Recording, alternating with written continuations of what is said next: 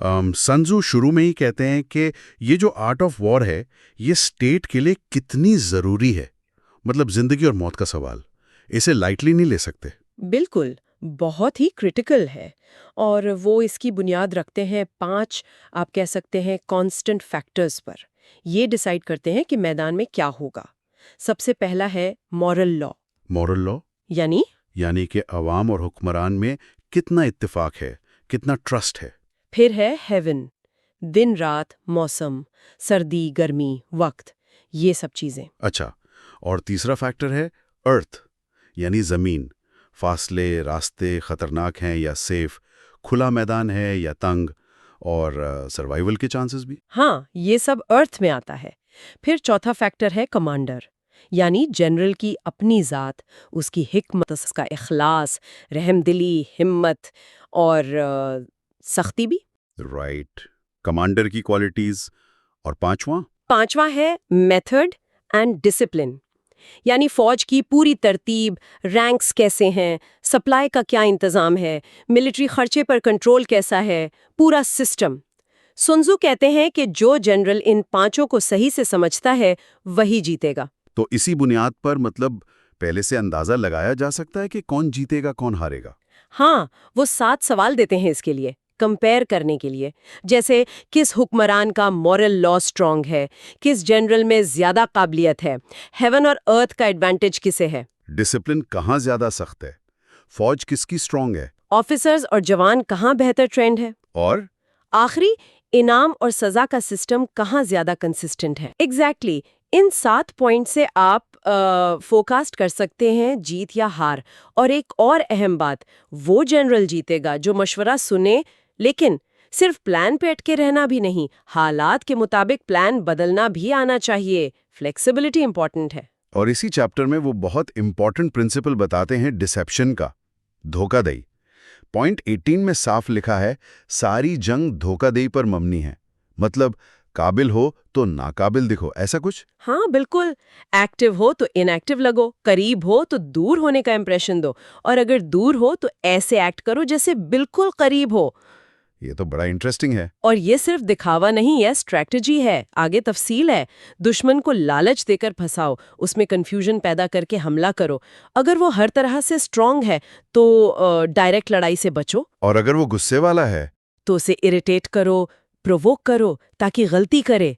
अपने आप को कमजोर दिखाकर उसे मगरूर बना दो, ओवर कॉन्फिडेंट कर दो। और उसे रेस्ट ना लेने दो, उसकी फोर्सेस को डिवाइड कर दो। हाँ, और ऐसी जगह हमला करो जहां उसे बिल्कुल उम्मीद ना हो, अनएक्सपेक्टेड जगह। ये सब टैक्टिक्स हैं कामयाबी के लिए। लेकिन ये सब करने से पहले भी कैलकुलेशंस की बात है। बहुत अहम। पॉइंट 26 इसी पर है। जंग से पहले जितनी ज्यादा कैलकुलेशंस होगी उतनी ही जीत के चांसेस बढ़ेंगे। कम कैलकुलेशंस मतलब हार के चांसेस ज्यादा, और अगर कैलकुलेशन की ही नहीं तो हार यकीनी है।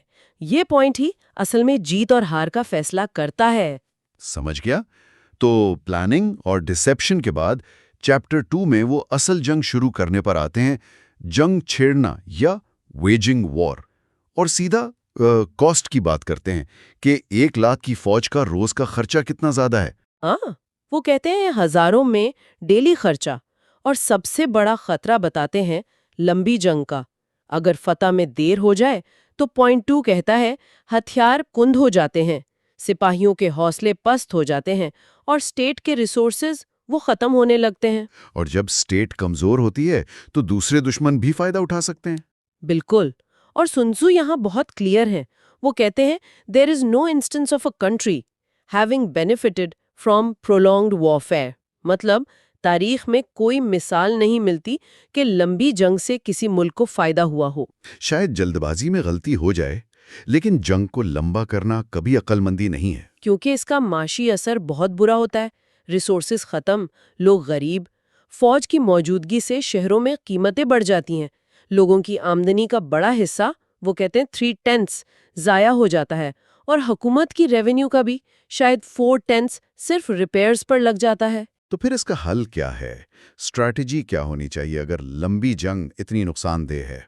सुन त्सु कहते हैं दुश्मन के रिसोर्सेज इस्तेमाल करो, फॉरेजिंग ऑन द एनिमी, वहां से जो माल मिले वो इस्तेमाल करो, ان کا ایک حصہ مال اپنے 20 حصوں کے برابر ہے، اس لیے لمبی کیمپینز کی بجائے فوری ڈیسائسو فتح حاصل کرنا اصل مقصد ہونا چاہیے، سوئفٹ وکٹری۔ صحیح۔ اور سپاہیوں کو موٹیویٹڈ کیسے رکھا جائے لڑنے کے لیے؟ ان میں دشمن کے خلاف غصہ پیدا کرنا ضروری ہے موٹیویشن کے لیے، اور جب وہ جیتیں تو انعام دو، دشمن سے جو مال ملے اس میں سے حصہ دو۔ ایک مثال بھی دیتے ہیں وہ چیریٹس کی، ہاں، کہ اگر 10 یا زیادہ چیریٹس قبضے میں آئیں تو پہلے قبضہ کرنے والوں کو ریوارڈ دو، پھر ان پر اپنے جھنڈے لگاؤ، انہیں اپنی فوج میں شامل کرو، اور جو قیدی ہیں ان سے اچھا سلوک کر کے انہیں بھی استعمال کرو، یعنی دشمن کی طاقت سے اپنی طاقت بڑھاؤ، using the conquered foe to augment one's own strength۔ واہ! تو یہ پہلے 2 چیپٹرز یہ صرف لڑائی کے بارے میں نہیں ہیں، یہ پلاننگ، ڈسیپشن، ریسورسز کا احتیاط سے استعمال اور وقت پر فیصلہ کرنے کی اہمیت بتاتے ہیں۔ یہ سوچنے والی بات ہے کہ جنگ کے باہر بھی لیڈرشپ میں ریسورسز مینج کرنا، فیوچر پلان کرنا اور ڈیسائسو ہونا کتنا ضروری ہے، کیونکہ آخر میں تو لیڈر کے فیصلے ہی قوم کی قسمت طے کرتے ہیں، امن یا خطرہ۔ کتاب جنگ کا ہنر کے اگلے ابواب پر بات کر رہے ہیں، باب 3 یعنی اٹیک بائی اسٹریٹجم اور باب 4 ٹیکٹیکل ڈسپوزیشنز۔ لگتا ہے کہ اصل زور لڑائی سے زیادہ حکمت عملی اور پوزیشن پر ہے۔ جی بالکل، ان دونوں ابواب کا نچوڑ یہی ہے کہ اصل جیت، بہترین جیت وہ ہے جو کم سے کم لڑائی سے یا ہو سکے تو بغیر لڑے ہی حاصل ہو جائے۔ اچھا، تو لڑنا مقصد نہیں ہے؟ نہیں، جیتنا مقصد ہے۔ سنزو کہتے ہیں کہ دشمن کے ملک پر سالم قبضہ کرنا اسے تباہ کرنے سے بہتر ہے۔ اسی طرح پوری فوج کو تباہ کرنے سے بہتر ہے کہ اسے قابو کر لیا جائے۔ تو اصل کمال لڑ کر جیتنے میں نہیں، بلکہ دشمن کی ہمت کو، اس کی مزاحمت کو بغیر لڑے توڑنے میں ہے۔ اور اس کے لیے انہوں نے ایک ترتیب بھی بتائی ہے نا، کہ سب سے پہلے کیا کرنا چاہیے؟ جی ہاں، وہ ہائرارکی بہت اہم ہے۔ وہ کہتے ہیں سب سے اعلیٰ حکمت عملی ہے دشمن کے منصوبوں ہی کو ناکام بنا دینا، اس کے بعد اس کے اتحادیوں کو توڑنا، پھر تیسرے نمبر پر اس کی فوج پر حملہ کرنا، اور سب سے آخری اور سمجھیں کہ کمزور ترین آپشن وہ قلعہ بند شہروں کا محاصرہ کرنا۔ اچھا، محاصرہ آخری آپشن کیوں؟ اس میں کیا مسئلہ ہے؟ مسئلہ یہ ہے کہ محاصرہ بہت مہنگا سودا ہے، مہینوں لگ جاتے ہیں، بہت سارے وسائل، سامان سب ضائع ہوتا ہے، اور اکثر وہ کہتے ہیں 1/3 فوجی مارے جاتے ہیں اور شہر پھر بھی ہاتھ نہیں آتا۔ تو یہ بہت ہی غیر یقینی اور نقصان دہ حکمت عملی ہے۔ تو جو سمجھدار لیڈر ہے وہ اس سے بچے گا؟ بالکل، ماہر لیڈر بغیر لڑے دشمن کی فوج کو زیر کرتا ہے، بغیر محاصرے کے شہر فتح کرتا ہے، اور لمبی جنگوں کے بغیر کیا کہتے ہیں بادشاہتیں ختم کر دیتا ہے۔ مقصد ہے اپنی طاقت کو محفوظ رکھنا اور مکمل فتح حاصل کرنا۔ یہی ہے حکمت عملی سے حملہ۔ اور اس میں طاقت کا توازن سمجھنا بھی شامل ہے، جیسے وہ 10 گنا 5 گنا والی بات۔ جی، وہ بہت عملی مشورہ ہے۔ اگر آپ 10 گنا زیادہ ہیں تو دشمن کو گھیر لیں، 5 گنا ہے تو سیدھا حملہ کریں، 2 گنا ہے تو فوج کو تقسیم کر کے لڑیں، اگر برابر ہیں تو مقابلہ کیا جا سکتا ہے، کم ہیں تو دفاع کریں، اور اگر بہت ہی کم ہیں تو پھر پیچھے ہٹ جائیں، یعنی بھاگ جائیں۔ تو یہ صرف گنتی کا معاملہ نہیں، بلکہ یہ سمجھنا ہے کہ اپنی اور دشمن کی طاقت کو مختلف حالات میں کیسے استعمال کرنا ہے۔ بالکل، اور یہ جاننا کہ کب لڑنا ہے اور کب نہیں لڑنا، یہ فتح کے 5 ضروری اصولوں میں سے ایک ہے۔ اور اسی میں وہ جنرل والی بات بھی آتی ہے کہ وہ ریاست کا ستون ہے، لیکن حکمران کی مداخلت نقصان پہنچا سکتی ہے۔ جی ہاں، 3 طریقوں سے حکمران فوج کو کمزور یا ہابل کر سکتا ہے۔ ایک تو لا علمی میں آگے بڑھنے یا پیچھے ہٹنے کا حکم دے کر، دوسرا فوج کے معاملوں کو ریاست کے انتظامی اصولوں سے چلانے کی کوشش کر کے، جو فوجی ضرورتوں سے مختلف ہو سکتے ہیں، اور تیسرا حالات کو سمجھے بغیر افسروں کا غلط استعمال کر کے۔ ان چیزوں سے فوج میں بے چینی پھیلتی ہے اور کمانڈر پر سپاہیوں کا اعتماد کم ہو جاتا ہے۔ اچھا، تو یہ چیزیں براہ راست فتح کے امکانات کو متاثر کرتی ہیں، اور باقی اصول کیا ہیں فتح کے؟ باقی اصول اسی سے جڑے ہیں۔ فوج میں ایک مشترکہ مقصد کا ہونا، یعنی سب ایک ہی سمت میں سوچیں، तैयारी मुकम्मल रखना ताकि दुश्मन को गफलत में पकड़ा जा सके। और बहुत अहम, एक काबिल कमांडर जिसे हुक्रमान की बेजा मुदाखलत के बगैर फैसले करने की आज़ादी हो। और फिर वो मशहूर कौल आता है, खुद को जानो दुश्मन को जानो। जी, अगर तुम दुश्मन को जानते हो और खुद को जानते हो तो 100 जंगों में भी कोई खतरा नहीं। अगर खुद को जानते हो मगर दुश्मन को नहीं तो हर फतह के साथ एक शिकस्त भी होगी, और अगर ना खुद को जानते हो ना दुश्मन को तो हर जंग में हारोगे। ये बाब 3 का खुलासा है, समझे? सही।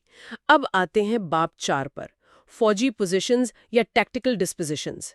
ये कैसे पिछले बाब से जुड़ता है? ये बुनियाद फराहम करता है।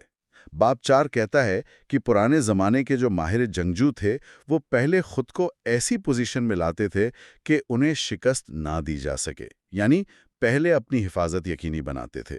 और फिर वो दुश्मन को शिकस्त देने के मौके का इंतजार करते थे। यहाँ अहम नुक्ता ये है कि अपनी हिफाजत तो आपके अपने हाथ में है, आप खुद को नाकाबिले शिकस्त बना सकते हैं, लेकिन दुश्मन को हराने का मौका वो खुद फराहम करता है अपनी गलती से।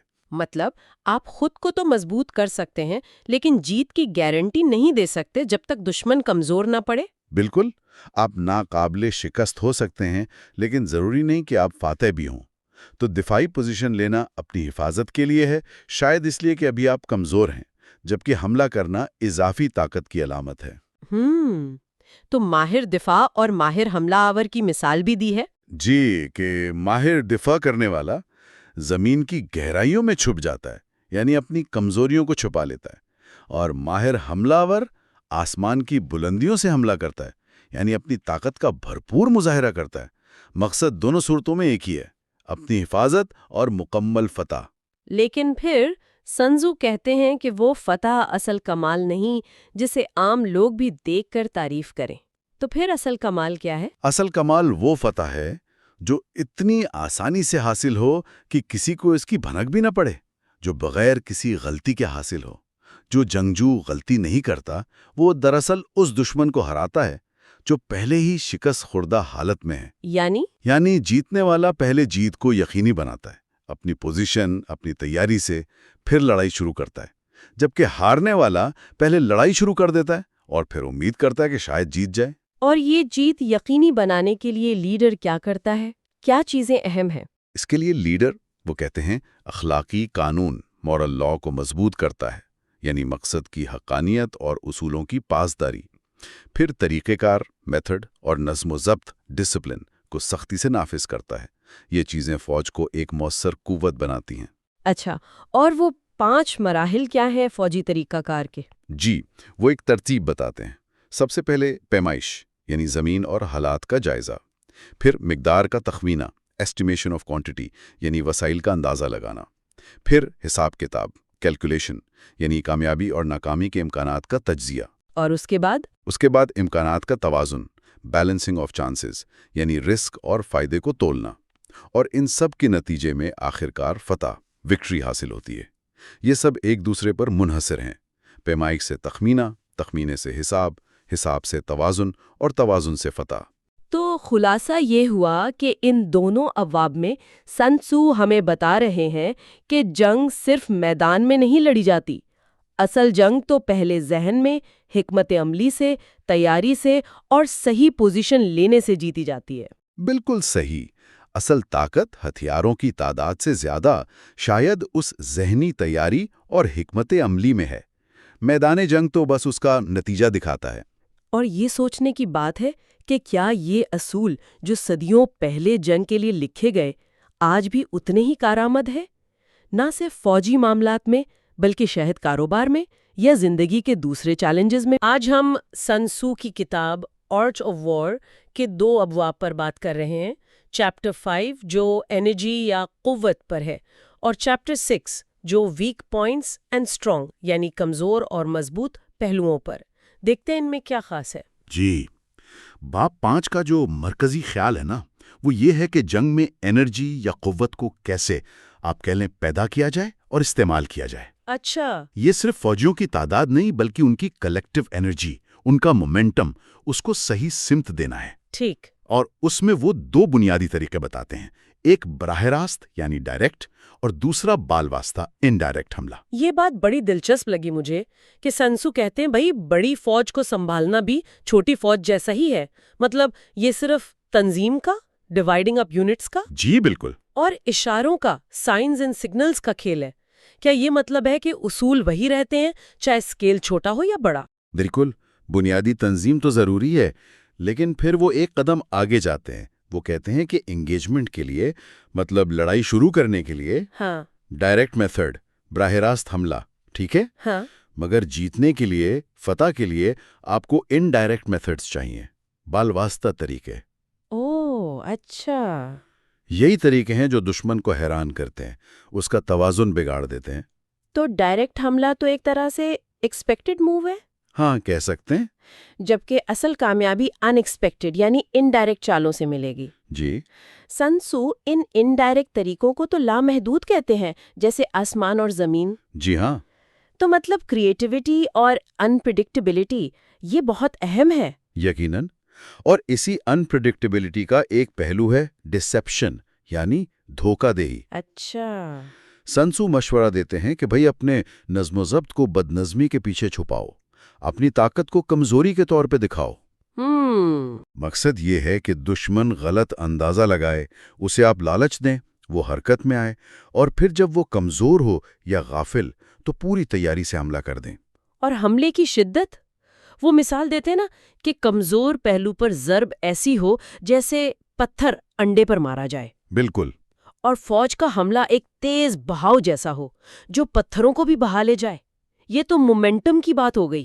جی ہاں بالکل، یہ قوت اور رفتار کا وہ کمبینیشن ہے جو روکا نہ جا سکے۔ تو باب 5 ہمیں سکھاتا ہے کہ کیسے منظم ہو کر، ڈائریکٹ اور انڈائریکٹ کو ملا کر، ڈسیپشن استعمال کر کے، جی، اور صحیح وقت پر فیصلہ کن مومنٹم کے ساتھ حملہ کر کے انرجی کو ایک جیتنے والی قوت میں بدلا جائے۔ ٹھیک ہے، تو اگر باب 5 انرجی بنانے اور اسے سمت دینے پر تھا، تو باب 6 کمزور اور مضبوط پہلوؤں والا یہ بتاتا ہے کہ اس انرجی کو کہاں لگائیں۔ بالکل، اس کی شروعات ایک بہت سادہ مگر گہری بات سے ہوتی ہے کہ جو میدان میں پہلے پہنچ کر دشمن کا انتظار کرتا ہے وہ فریش ہوگا۔ ہاں، انیشیٹو لینا، پہل کرنا ہے، نہ کہ دشمن کی مرضی کو خود پر حاوی ہونے دیتا ہے۔ صحیح۔ اس کا مطلب ہے کہ جنگ کا مقام اور وقت وہ اپنے فائدے کے مطابق چنتا ہے۔ اور یہ کیسے ممکن ہے؟ سنزو کہتے ہیں کہ ایسی جگہوں پر حملہ کرو جہاں دشمن کو توقع نہ ہو، جی، یا جہاں اس کا دفاع کمزور ہو، اور ایسی جگہوں کا دفاع کرو جن پر حملہ کرنا مشکل ہو۔ یہ تو دشمن کو ہمیشہ ری ایکٹیو رکھنے والی بات ہوئی۔ بالکل، اور اسی لیے وہ کہتے ہیں oh divine art of subtlety and secrecy, مطلب باریکی اور رازداری کا فن۔ یعنی دشمن کو پتہ ہی نہ چلے کہ آپ کہاں حملہ کریں گے یا کہاں دفاع کریں گے۔ ہاں، اگر اسے معلوم ہی نہیں تو اسے اپنی قوتیں پھیلانی پڑیں گی، اسے ہر جگہ کا دفاع کرنا پڑے گا، ہے نا؟ ٹھیک ہے، تو اس کا نتیجہ یہ نکلا کہ اگر آپ اپنی قوتیں ایک جگہ کانسنٹریٹڈ رکھیں، جی، جبکہ دشمن پھیلا ہوا ہے، تو آپ تعداد میں کم ہوتے ہوئے بھی اس پوائنٹ پر زیادہ طاقتور ہوں گے۔ بالکل، یہی نکتہ ہے۔ آپ مینی بن جاتے ہیں دشمن کے فیو کے مقابلے میں، اس خاص جگہ پر جہاں لڑائی ہو رہی ہے۔ زبردست۔ یہ قوت کو ملٹیپلائی کرنے کا طریقہ ہے۔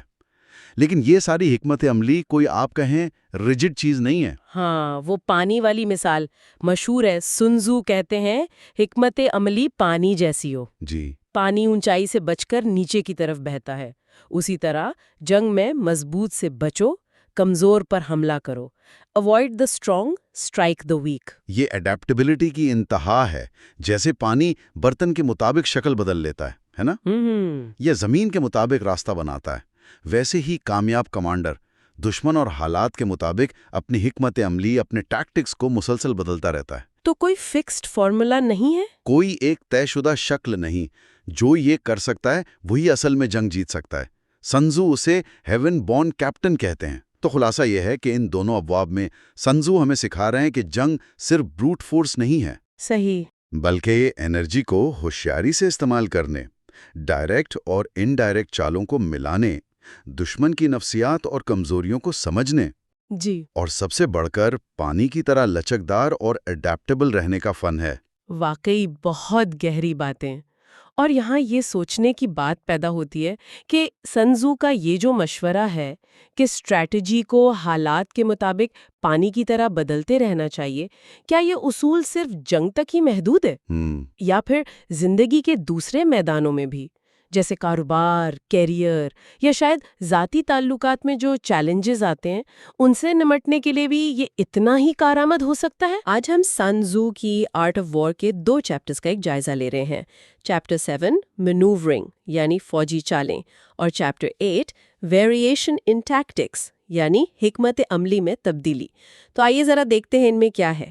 چیپٹر 7 کا جو مرکزی خیال ہے وہ تو فوجی چالوں کی مشکل اور اہمیت ہے نا، اور یہ کہ کیسے مشکل حالات کو فائدے میں بدلنا ہے۔ جی بالکل، اسے ڈیویشن کا فن بھی کہا گیا ہے، یعنی گھماؤ پھراؤ یا حالات کو اپنے حق میں موڑ لینا۔ اچھا، تو چیپٹر 7 میں سب سے پہلے کن مشکلات کا ذکر ہے؟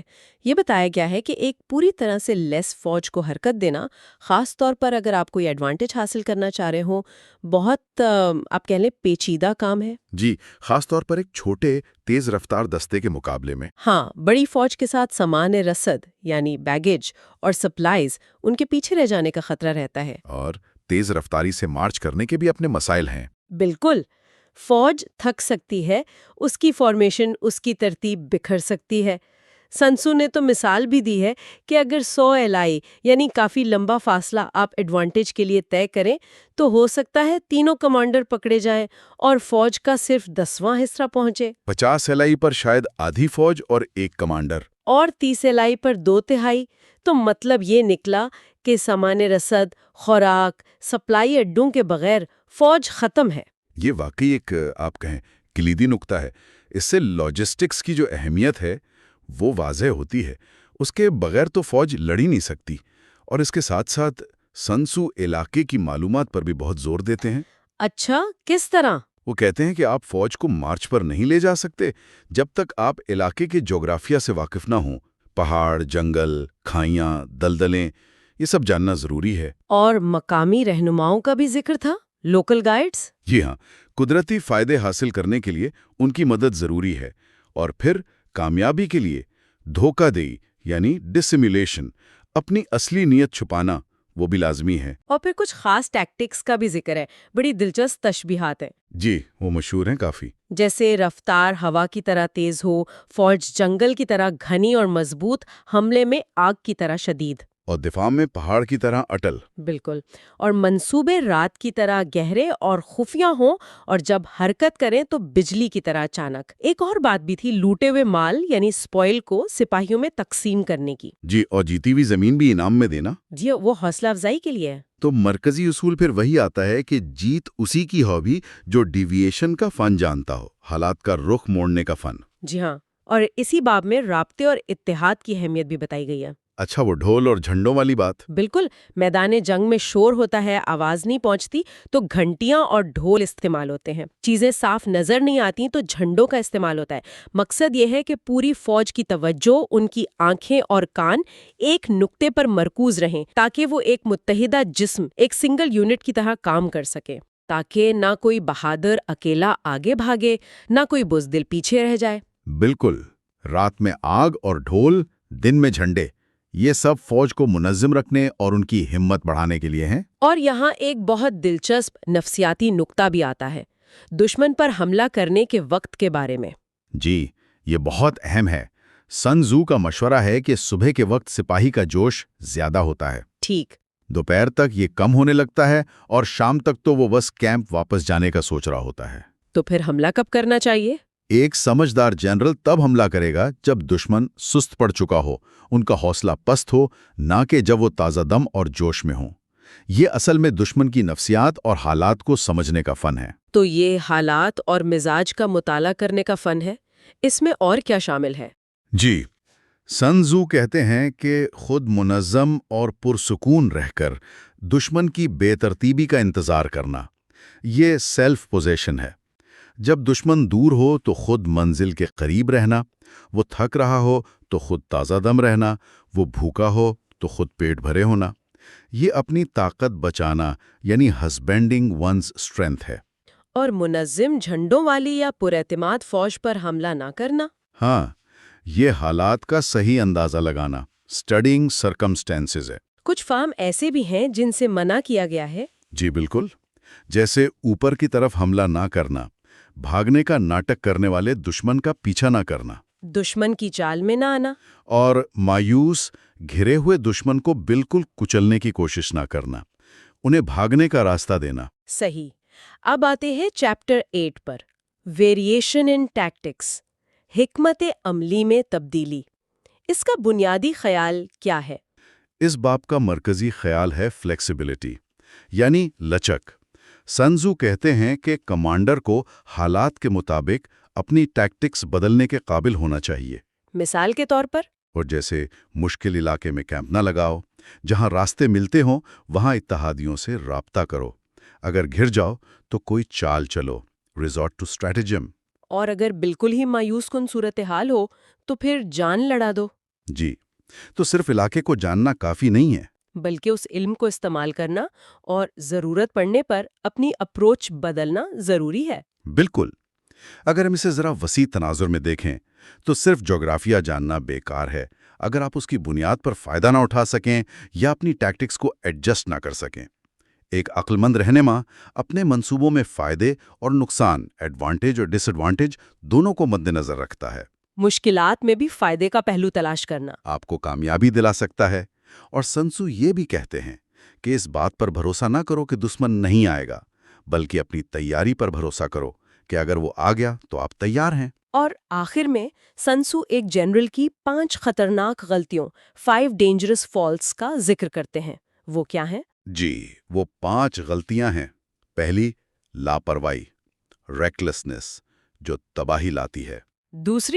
دوسری، بزدلی، کاورڈس، جس کا انجام قید ہو سکتا ہے۔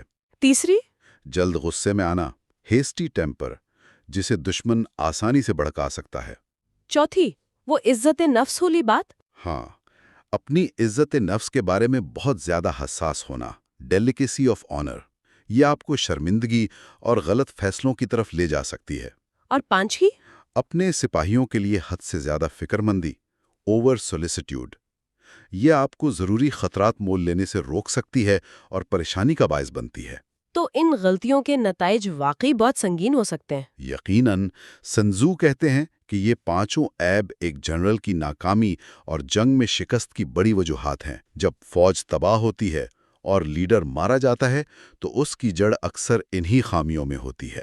اس سے تو قیادت میں خود آگاہی یعنی سیلف اویئرنیس کی اہمیت کا اندازہ ہوتا ہے۔ بالکل، یہ ایک بہت اہم نقطہ ہے۔ تو ان سب باتوں کا خلاصہ یہ ہے کہ فوجی چالیں، منوورنگ، ایک پیچیدہ مگر اہم فن ہے، اور اس کے ساتھ ساتھ حالات کے مطابق اپنی حکمت عملی کو ڈھالنے کی صلاحیت، ویریشن اور فلیکسیبلٹی کامیابی کے لیے بہت ضروری ہیں۔ جی ہاں، اور ایک آخری بات جو سوچنے پر مجبور کرتی ہے وہ یہ کہ یہ قدیم اصول، اڈیپٹیبلٹی یعنی حالات کے مطابق خود کو ڈھالنا، سائیکولوجیکل اویئرنیس یعنی نفسیاتی سمجھ بوجھ، اور لاجسٹیکل پلاننگ یعنی منصوبہ بندی، کیا یہ صرف جنگ کے میدان تک ہی محدود ہیں؟ یہ آج کی دنیا میں بھی کارآمد ہو سکتے ہیں۔ بالکل، کاروبار میں، سیاست میں، یہاں تک کہ ہماری ذاتی زندگی کے چیلنجز سے نمٹنے میں بھی یہ غور کرنے کی بات ہے۔ تو آج ہم سنت تزو کی آرٹ آف وار کے 9ویں باب پر بات کر رہے ہیں۔ یہ باب فوج کی پیش قدمی، مطلب انکیمپمنٹ، اور دشمن کے اشاروں کو سمجھنے سے متعلق ہے۔ جی بالکل، یہ باب کافی پریکٹیکل ہے۔ اس میں بتایا گیا ہے کہ مختلف ٹیرینز میں کیسے پوزیشن لینی ہے اور دشمن کیا سوچ رہا ہے، اس کے ایکشن سے کیسے اندازہ لگانا ہے۔ اچھا، تو شروعات ہوتی ہے ٹیرین سے۔ سنت تزو کہتے ہیں پہاڑوں سے جلدی گزریں، وادیوں کے پاس رہیں، اور کیمپ اونچی دھوپ والی جگہ لگائیں۔ ہاں، اور اونچائی پہ چڑھ کر لڑنے سے منع کیا ہے۔ اس میں کیا خاص بات ہے؟ اونچائی تو فائدے کی جگہ لگتی ہے۔ فائدے کی ہے، لیکن اگر آپ نیچے ہیں اور دشمن اوپر ہے تو چڑھ کر حملہ کرنا مشکل ہے۔ تو سنت تزو کا مشورہ ہے کہ خود اونچائی پر پوزیشن لیں اور دشمن کو نیچے رکھیں۔ اور یہ دھوپ والی جگہ کا کیا چکر ہے؟ یہ بڑا دلچسپ نکتہ ہے۔ سنت تزو کہتے ہیں اونچی اور دھوپ والی جگہ نہ صرف اسٹریٹجک لحاظ سے بہتر ہے بلکہ فوج کی صحت کے لیے بھی، یعنی بیماریوں سے بچاؤ۔ واہ، یعنی فوج کی ہیلتھ بھی ایک اسٹریٹجک فیکٹر ہے۔ بالکل، کمزور فوج لڑ نہیں سکتی۔ اچھا، اور دریاؤں کے بارے میں ان کے لیے کیا ہدایات ہیں؟ دریا پار کر لیں تو فوراً دریا سے دور ہٹ جائیں۔ اچھا، کیوں؟ تاکہ آپ کی پش دریا کی طرف نہ ہو اور دشمن کو موقع نہ ملے۔ اور اگر دشمن دریا پار کر رہا ہو ہاں، تو انتظار کریں کہ آدھی فوج پار کر لے، تب حملہ کریں۔ وہ سب سے کمزور پوزیشن میں ہوں گے۔ صحیح، مطلب دشمن کو اس کی سب سے کمزور حالت میں پکڑنا، یہ تو کلاسک ٹیکٹک ہے۔ جی، اسی طرح دلدلی علاقوں یعنی سالٹ مارشز، ان سے تو بس جلدی نکل جانے کو کہا ہے۔ اور اگر لڑنا پڑے وہاں؟ تو پانی اور گھاس قریب ہوں اور پشت پر درخت ہوں اور ہموار زمین یعنی فلیٹ کنٹری، وہاں محفوظ پوزیشن لے جہاں خطرہ سامنے ہو اور پیچھے محفوظ پناہ۔ بنیادی اصول وہی ہے، اپنے لیے آسانی، دشمن کے لیے مشکل۔ بالکل۔ کچھ جگہوں سے تو بالکل دور رہنے کا کہا ہے، جیسے تنگ گھاٹیاں، کھائیاں، گھنے جنگل۔ ان سے بچنا ہے اور کوشش کرنی ہے کہ دشمن کو ان کی طرف دھکیل دیں۔ یہ نیچرل پریزنز یا ڈیتھ سٹریپس جیسی جگہیں ہیں۔ اور اپنے کیمپ کے آس پاس کی تلاشی؟ وہ بھی بہت ضروری ہے۔ ہر مشکوک جگہ، گڑھے، جھاڑیاں، جنگل کے کنارے، سب چیک کریں تاکہ کوئی چھپا دشمن یا جاسوس نہ ہو۔ ٹھیک ہے، تو یہ تو ہوئی پوزیشن اور علاقے کی بات۔ اب آتے ہیں اس باب کے شاید سب سے دلچسپ حصے پر، دشمن کے اشاروں کو سمجھنا۔ جی، یہ واقعی کمال کی انسائٹس ہیں۔ سن تزو بتاتے ہیں کہ دشمن کی حرکات سے ان کی نیت کیسے پڑھیں۔ جیسے اگر دشمن قریب آ کر بھی خاموش ہے تو وہ اپنی پوزیشن کی مضبوطی پر اعتماد کر رہا ہے، اور اگر دور سے چیلنج کرے تو وہ چاہتا ہے کہ آپ آگے بڑھیں، شاید کوئی جال بچھا رکھا ہو۔ اور ماحول میں نظر آنے والے اشارے، درختوں کا ہلنا یا گھاس میں کچھ نظر آنا۔ ہاں، یہ بھی اہم ہے۔ جنگل میں درختوں کی غیر معمولی حرکت کا مطلب ہو سکتا ہے دشمن آگے بڑھ رہا ہے۔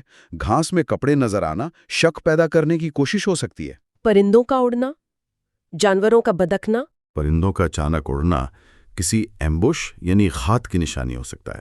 اور جانوروں کا بدکنا اچانک حملے کا اشارہ۔ واہ، یہ تو بہت ڈیٹیلڈ آبزرویشن ہے۔ دھول کے بادلوں سے بھی کچھ پتہ چلتا ہے؟ جی ہاں، اونچی اور پتلی دھول کا مطلب ہے چیریٹ سارے۔ نیچی اور پھیلی ہوئی دھول وہ پیدل فوج کی نشانی ہے۔ کمال ہے۔ اچھا، اور دشمن کے الفاظ اور تیاریوں میں تضاد، وہ کیسے؟ اگر دشمن بہت نرمی سے بات کرے، معافی تلافی کی بات کرے، مگر تیاریاں زوروں پر ہوں تو حملہ ہو سکتا ہے۔ بالکل ہوشیار رہیں۔ اور اس کے برعکس اگر زبان بہت سخت ہو، بہت جارحانہ انداز ہو، تو وہ کمزور ہے۔ اکثر ایسا ہی ہوتا ہے، شاید وہ پیچھے ہٹنے کا سوچ رہا ہو۔ اور ایک اور بات، بغیر قسم یا پکے وعدے کے امن کی پیشکش، وہ ایک چال ہوتی ہے۔ زیادہ تر امکان یہی ہے۔ یہ تو ہوئی دشمن کی نیت، کیا ان کی حالت مطلب فزیکل کنڈیشن کا بھی اندازہ لگایا جا سکتا ہے؟ جی بالکل۔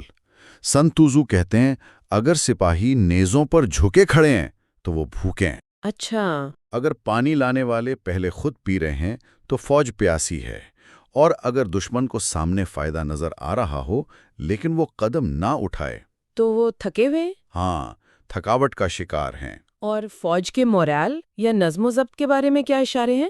رات کو کیمپ سے شور شرابہ آئے تو مطلب گھبراہٹ ہے، کیمپ میں بے چینی ہو تو لیڈرشپ کمزور ہے۔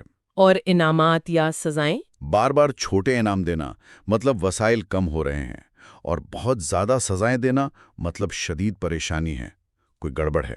ایک اشارہ بڑا ڈرامٹک سا ہے، گھوڑوں کو اناج کھلانا، مویشی ذبح کرنا، لیکن برتن واپس نہ رکھنا۔ ہاں، اس کا مطلب ہے کہ وہ واپس جانے کا ارادہ نہیں رکھتے، وہ مرنے مارنے پر تل گئے ہیں، a fight to the death۔ اوہ، تو دشمن کو سمجھنے کے ساتھ ساتھ اپنی فوج کا نظم و ضبط، ڈسپلن بھی بہت اہم ہے۔ بہت زیادہ۔ سن تزو سزا اور تعلقات پر بہت زور دیتے ہیں۔ وہ کیسے؟ کہتے ہیں کہ سپاہیوں سے تعلق ایک بانڈ بننے سے پہلے سزا دینا بیکار ہے، وہ نہیں مانیں گے۔ سزا نہ دی تب بھی فوج بیکار ہے، ڈسپلن ختم۔ تو پہلے انسانیت، پھر سخت ڈسپلن۔ ایگزیکٹلی۔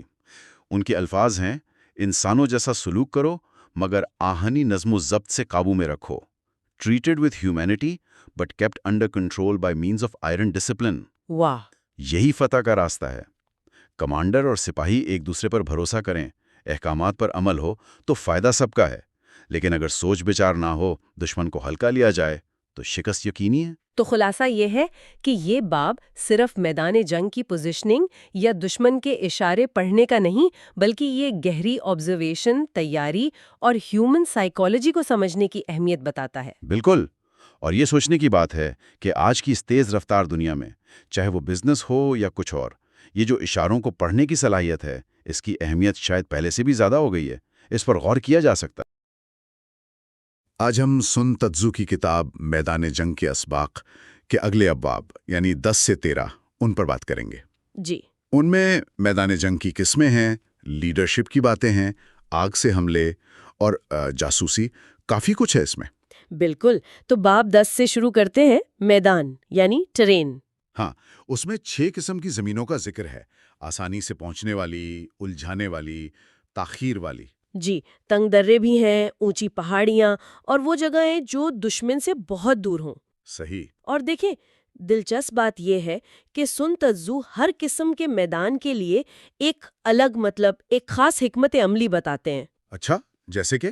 جیسے آسان زمین ہے تو وہاں دشمن سے پہلے پہنچے، اونچی جگہ، دھوپ والی جگہ پر قبضہ کریں اور اپنی سپلائی لائنز محفوظ بنائیں۔ ٹھیک ہے۔ اور اگر زمین الجھانے والی ہو، مانے جہاں فوج پھنس سکتی ہے، تو وہاں تبھی حملہ کریں اگر آپ کو پتا ہو کہ دشمن تیار نہیں ہے، ورنہ واپسی بہت مشکل ہو سکتی ہے۔ اچھا، اور اسی باب میں وہ فوج کی 6 تباہیوں کا بھی ذکر ہے جو کہا گیا ہے کہ جنرل کی غلطیوں سے ہوتی ہیں۔ جی ہاں، یہ بہت اہم نکتہ ہے۔ جیسے فوج کا بھاگ جانا یعنی فلائٹ، یا انسبارڈینیشن نافرمانی، اوہو، کولیپس یعنی ٹوٹ پھوٹ، روئن، ڈس آرگنائزیشن، اور راؤٹ مطلب شکست فاش۔ اور سن تتزو ان کی وجوہات بھی بتاتے ہیں۔ مثلاً کہتے ہیں کہ اگر افسر کمزور ہوں لیکن سپاہی مضبوط تو وہ نافرمانی کر سکتے ہیں، اچھا، یا اگر جنرل خود کمزور ہو، فیصلہ نہ کر پائے تو فوج میں بدنظمی پھیل جاتی ہے۔ تو ایک اچھے جنرل کے لیے زمین کو سمجھنا، دشمن کو جانچنا، فاصلے اور مشکلات کا اندازہ لگانا، یہ سب مطلب بہت ضروری ہے۔ صحیح کہا۔ وہ یہ بھی کہتے ہیں نا کہ جو جنرل شہرت یا رسوائی کی فکر کیے بغیر ملک کا دفاع کرتا ہے وہ سلطنت کا زیور ہے۔ بالکل، اور سپاہیوں کے ساتھ سلوک پر بھی بات کی ہے کہ ان سے اپنے بچوں جیسا سلوک کریں، لیکن اتھارٹی وہ قائم رکھیں۔ نظم و ضبط ضروری ہے، یعنی نرمی بھی اور سختی بھی۔ جی۔ خلاصہ یہ کہ فتح کے لیے آپ کو اپنی فوج، اپنے دشمن اور میدان تینوں کا علم ہونا چاہیے۔ صحیح۔ اچھا، اب باب 11 پر آتے ہیں، 9 قسم کے میدان۔ یہاں تو معاملہ اور بھی ڈیٹیلڈ ہو جاتا ہے۔ ہاں، یہ اور گہرائی میں جاتے ہیں۔ ڈسپرسو، فیسائل، کنٹینشیس، اوپن، انٹرسیکٹنگ ہائی ویز۔ سیریس، ڈیفیکلٹ، ہیمڈ ان اور ڈیسپریٹ گراؤنڈ۔ جی، اور ہر ایک کے لیے الگ ہدایت۔ جیسے ڈسپرسو گراؤنڈ، جو آپ کے اپنے علاقے کے قریب ہو، وہاں لڑنے سے گریز کریں کیونکہ سپاہی آپ جانتے ہیں گھر واپس جانا چاہیں گے۔ فیسائل گراؤنڈ پر رکنا نہیں ہے، کنٹینشیس پر حملہ نہیں کرنا۔ ہیمڈ ان یعنی گھیرے ہوئے میدان میں، وہاں اسٹریٹجی استعمال کرنی ہے، چالاکی۔ اور ڈیسپریٹ گراؤنڈ؟ ہاں، مایوس کن میدان جہاں سے بھاگنے کا کوئی راستہ نہ ہو، سن تتزو کہتے ہیں وہاں لڑو پوری طاقت سے، کیونکہ وہاں سپاہی جان لڑا دیں گے۔ بالکل، انہیں پتا ہے کہ مرنے یا مارنے کے علاوہ کوئی چارہ نہیں۔ سن تتزو کہتے ہیں جنگ کی اصل روح تیزی ہے، دشمن کی غفلت سے فائدہ اٹھاؤ، ایسے راستوں سے جاؤ جن کا وہ سوچے بھی نہیں، اور کمزور جگہوں پر حملہ کرو۔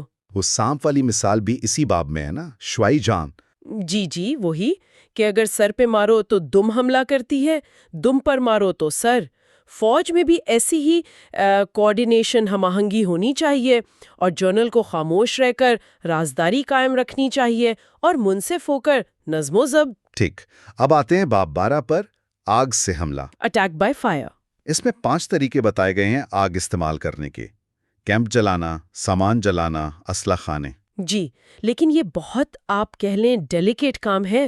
سن تتزو اس میں بہت احتیاط پر زور دیتے ہیں۔ اچھا، اس کے لیے پوری تیاری چاہیے، سامان چاہیے، صحیح موسم یعنی خشک موسم، اور خاص دن جب ہوا چل رہی ہو۔ اور آگ لگانے کے بعد بھی چوکس رہنا ہے؟ بالکل، 5 ممکنہ صورتحال بتائی ہیں انہوں نے، جیسے اگر دشمن کے کیمپ میں آگ لگے تو باہر سے حملہ کریں، لیکن اگر آگ لگنے پر بھی دشمن پرسکون رہے تو انتظار کریں، جلد بازی نہ کریں۔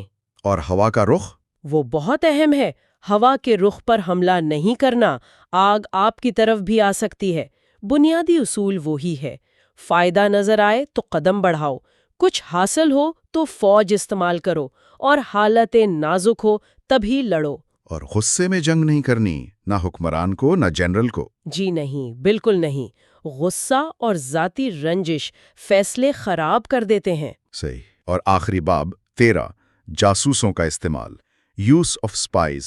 ہاں، یہ بہت ہی اہم باب ہے۔ سن تتسو کہتے ہیں کہ جنگ جیتنے کے لیے پیشگی علم یعنی فور نالج سب سے ضروری ہے، اور یہ علم وہ کہتے ہیں صرف انسانوں سے یعنی جاسوسوں سے ہی مل سکتا ہے۔ بالکل، وہ جاسوسی کو فتح کے لیے لازمی سمجھتے ہیں۔ 5 قسم کے جاسوس بتاتے ہیں: لوکل سپائز یعنی مقامی لوگ، انورڈ سپائز دشمن کے اہلکار جنہیں آپ نے خرید لیا ہو، کنورٹڈ سپائز یعنی دشمن کے جاسوس جو اب آپ کے لیے کام کر رہے ہوں۔ اچھا، ڈبل ایجنٹس۔ جی، پھر ڈومڈ سپائز جنہیں جان بوجھ کر غلط معلومات دے کر دشمن تک پہنچنے دیا جاتا ہے تاکہ دشمن گمراہ ہو، اور آخر میں سروائیونگ سپائز جو دشمن کے کیمپ سے خبر لے کر واپس آتے ہیں۔ واہ، یہ تو پورا ایک نیٹ ورک ہے۔ جی، سن تزو اسے خدائی دھاگوں کا جال کہتے ہیں، ڈیوائن سکین، اور ان جاسوسوں سے قریبی تعلق رکھنا، انہیں خوب انعام دینا، اور سب سے بڑھ کر مکمل رازداری، یہ انتہائی ضروری ہے۔ اور کون سا جاسوس سب سے اہم ہے؟ کنورٹڈ سپائی، وہ جاسوس جو پہلے دشمن کا تھا اب آپ کا ہے، کیونکہ اسی کی معلومات سے آپ باقی جاسوس استعمال کر سکتے ہیں اور دشمن تک غلط خبریں بھی پہنچا سکتے ہیں۔ ان سب کو مینج کرنے کے لیے ذہانت، رحم دلی اور صاف گوئی چاہیے۔ سمجھ گیا۔ تو جاسوسی فوج کی حرکت اور کامیابی کے لیے بہت بہت اہم ہے۔ انتہائی اہم۔ تو اگر ہم ان چاروں ابواب کا خلاصہ کریں تو کیا نکلتا ہے؟ میدان کی سمجھ، لیڈرشپ کی اہمیت اور ذمہ داریاں، آگ جیسے ہتھیار کا محتاط استعمال، اور معلومات، خاص طور پر جاسوسی سے حاصل کردہ معلومات کی فیصلہ کن اہمیت۔ جی بالکل، اور یہاں ایک سوال ذہن میں آتا ہے۔ سن تزو بار بار کہتے ہیں کہ دشمن کو جانو، خود کو جانو، اور اپنے ماحول یعنی زمین کو جانو تو تم 100 جنگیں بھی جیت سکتے ہو۔ تو سوال یہ ہے کہ کیا یہ اصول، یہ حکمت عملی صرف جنگ کے میدان تک محدود ہے، یا آج کی دنیا میں جیسے بزنس میں، سیاست میں، یا شاید ہماری ذاتی زندگی کے چیلنجز میں بھی یہ اتنی ہی کارآمد ہو سکتی ہے؟